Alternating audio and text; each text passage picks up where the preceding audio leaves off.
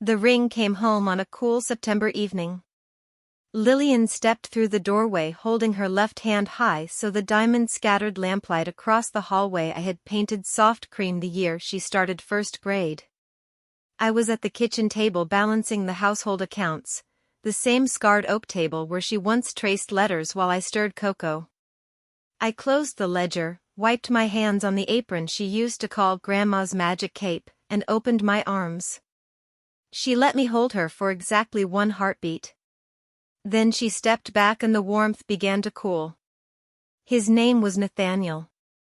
Old vineyard money, new certainty. His mother wore navy silk and pearls and spoke of the premium open bar before she ever asked if I preferred coffee or tea. That evening we sat in the living room where the grandfather clock still counted every important moment we ever shared. Lillian spread glossy folders across the coffee table, the vineyard venue, crystal glassware, a champagne tower, and an open bar package labeled Unlimited Top Shelf. I touched one page gently. "Will there be the elderflower cordial we used to make together?" I asked. She smiled the way you smile at someone who is asked to bring homemade lemonade to a black tie gala. "Mom, Nathaniel's family expects a certain standard." I poured tea no one drank. I watched her fingers trace the list of rare scotches and felt the first small bottle being uncorked without my permission. The weeks that followed were quiet upgrades. Emails forwarded for your information with subject lines like "Bar Package Enhanced, $28,000.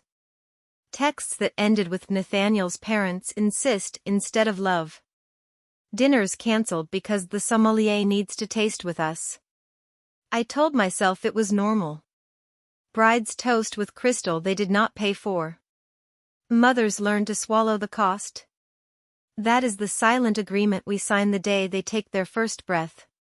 One evening in October she came alone.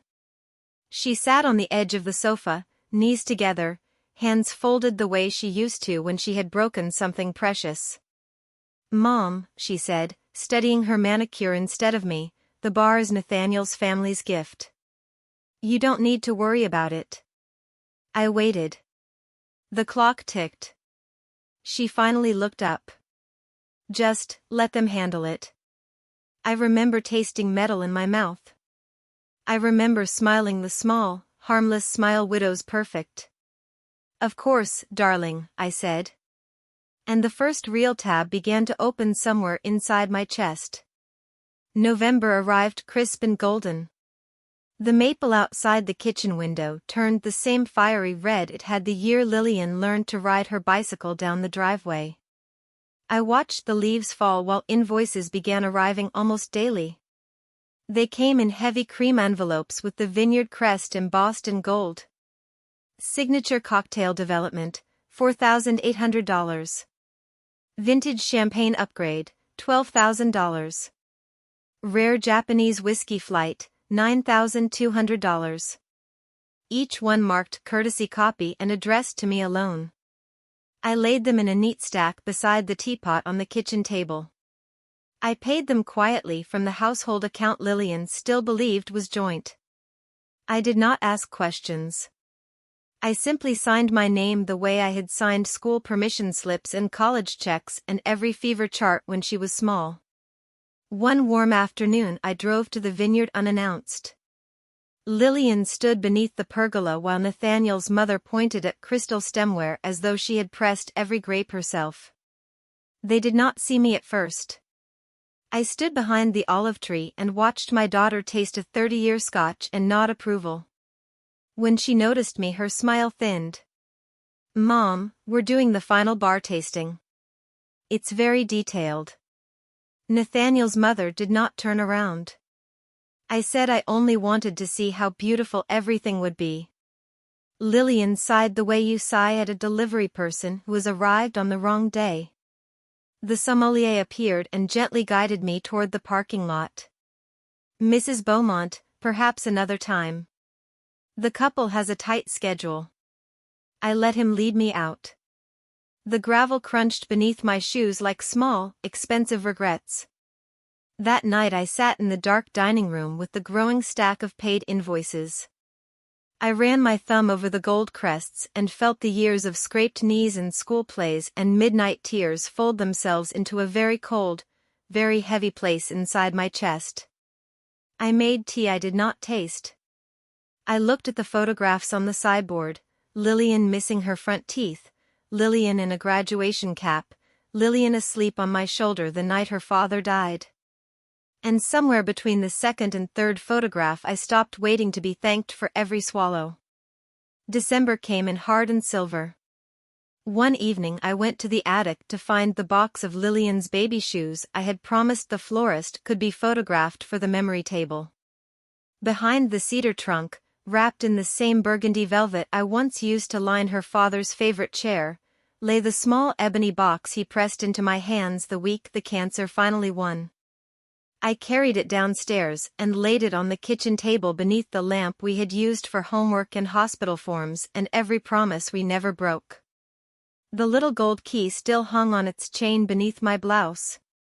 I had worn it for 19 years without knowing the exact hour it would matter. The lid opened with a soft, forgiving sigh. Inside were share folders, insurance papers, and one thick cream document sealed with burgundy wax. I broke the seal. The master liquor license for the Vineyard venue, issued in 1998 under the name Beaumont Family Holdings, transferred solely to me upon his death. Every bottle, every pour, every open bar contract at that vineyard had been legally bound to my signature alone for nearly 3 decades. At the bottom, in his careful handwriting that still looked freshly inked, if anyone ever toasts to a family they chose over the one that chose them, let the bar tab remind them whose hand has always held the bottle. Transfer it quietly. Let the silence be the cork. Beneath the license lay a single pressed rose from the day Lillian was born and a note, for Eleanor. You were always the poor. Love forever, James. I read until moonlight laid silver across the table and the unpaid bar invoices. Then I read again by lamplight while the wind rattled the window like small, patient fingers asking to be let in from the cold. I closed the box, laid my palm on the warm ebony, and felt the house breathe with me for the first time in months. That night I began watching every bottle the way moonlight watches still water, slowly, silently, leaving no wake. I kept the license on the table beneath a vase of white roses that opened and closed with no one to see. Some nights I walked the hallway touching the walls he paneled himself. I left every light burning because darkness felt too forgiving. The gold key now hung openly against my heart like a second, steadier pulse. And every morning I laid the license beside my teacup and watched the light move across the embossed crest that had never belonged to Nathaniel's family at all. I was no longer paying for their celebration. I was simply waiting for the perfect toast to answer. January arrived soft and deliberate. I rose early, made coffee I barely tasted, and opened the ebony box each morning like a quiet ritual. I laid the liquor license in the center of the kitchen table, weighted with the same crystal coaster that had held James's last glass of scotch. I telephoned the vineyard's beverage director from the village library on Wednesdays when Lillian thought I was at bridge club. I used the polite, slightly confused voice of a widow who just wants to be sure the champagne is properly chilled for my daughter. They told me everything: final case counts, exact arrival times, the midnight cutoff for the open bar, the new joint account number Lillian had proudly given them for convenience. I wrote every detail in a small pearl gray journal, the color of the dress she had asked me to wear so I would match the linens. Page by page the journal filled with quiet lightning. At night I watched the tab grow the way moonlight watches a rising tide, slowly, completely, unseen. Never interfering, always noting. By February the running total had passed $38,000 and was still climbing. Lillian came once in March. She swept in wearing cashmere and new certainty, carrying tasting notes and crystal swatches. She spread them across the kitchen table without seeing the license beneath the coaster. I poured tea she did not drink. She looked up and noticed the pearl gray journal. Her smile thinned. Mom, you're not still keeping track of expenses, are you? Nathaniel's parents covered the bar. I stirred my tea once, twice. Just remembering, I said. She laughed the way you laugh at someone who still balances a checkbook by hand. Then she gathered her notes and left without noticing the roses had been changed to white, the exact shade of the champagne she would never pay for. That evening I stood before the hallway mirror and practiced the small, pleasant smile that made sommeliers and accountants tell me their secrets. I practiced raising a glass without letting it tremble. I practiced breathing in a house that was learning to belong only to me again. April came warm and final. The last cases arrived, rare cognac, vintage port, bottles that cost more than most monthly salaries. I acknowledged every delivery from the owner's account she had never known existed. Some evenings I sat on the porch with tea that steamed only for me and listened to the distant vineyard prepare its most expensive silence. I was ready. Not angry. Simply ready the way midnight is ready long before the final glass is raised. It was the evening before the wedding, soft May air thick with lilac. The rehearsal dinner unfolded beneath fairy lights strung through the vineyard's ancient oaks. 200 guests in linen and silk drifted between long tables set with the same crystal that would be used the next day. I sat at the far end, pearl gray dress brushing the grass, the small table assigned to me tucked behind a pillar where the candlelight barely reached. A place card in Lillian's handwriting read simply Eleanor Beaumont, family friend. Across the lawn Lillian stood radiant, arm linked with Nathaniel's, laughing at something his mother whispered. The toasts began. Nathaniel's father thanked his wife for her impeccable taste. The best man thanked the couple for their vision. Nathaniel thanked his parents for making everything possible.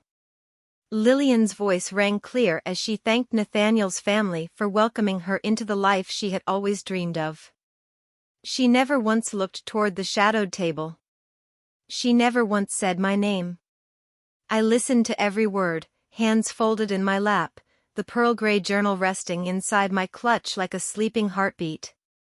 I tasted nothing of the 5-course meal. I drank only water. When the final toast faded and the string quartet began again, I rose quietly. No one noticed. I walked the gravel path to the parking lot, heels silent on the stones, and drove home beneath a moon that looked exactly like the one that watched me bring her home from the hospital. I did not cry. I simply opened the ebony box, laid the liquor license beside the final running tab, $38,412, and waited for tomorrow's midnight. I was not wounded. I was simply finished pouring for people who had forgotten whose hand held the bottle. The wedding day arrived golden and perfect. 300 guests filled the vineyard rows beneath a sky the color of good champagne. I sat in the front pew in pearl gray silk, hands folded, the small clutch resting on my lap like a sleeping dove. The ceremony was beautiful. Vows were spoken. Rings exchanged. Lillian glowed. No one looked at me long enough to notice I had not smiled since the night before. At the reception the chandeliers came on like slow stars. The open bar flowed, rare whiskey, vintage bubbles, signature cocktails named after their love story. Guests raised glass after glass, laughing, toasting, never knowing every pour was still legally mine. The formal toasts began just after the cake was cut. Nathaniel's father spoke of legacy. The maid of honor spoke of friendship. Then Lillian stood, flute high, eyes shining. She turned to the room and said, clear as crystal, to the family I chose. Thank you for giving me the life I always wanted. 300 glasses rose. I rose with them. I lifted my own flute, filled only with water, and met her eyes across the sea of candlelight. I smiled the small, pleasant smile I had practiced for months. I inclined my head. And I drank. No one heard the soft sound of my phone confirming the transfer at 11:58 p.m. $38,412 moved from the Vineyard account to the new joint account Lillian had opened with Nathaniel that very morning. Item description: open bar, full balance due. Signed, Eleanor Beaumont, license holder. At 12:03 a.m. the bride's phone buzzed on the head table.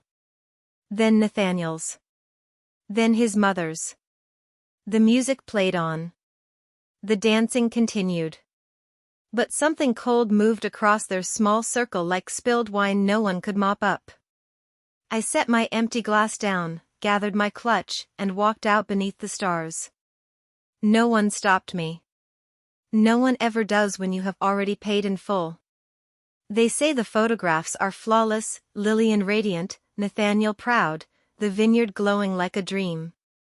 But every guest remembers the moment the bride's smile faltered while staring at her phone during the father-daughter dance. She came to the house one July afternoon when the roses were heavy and the air smelled of warm bread.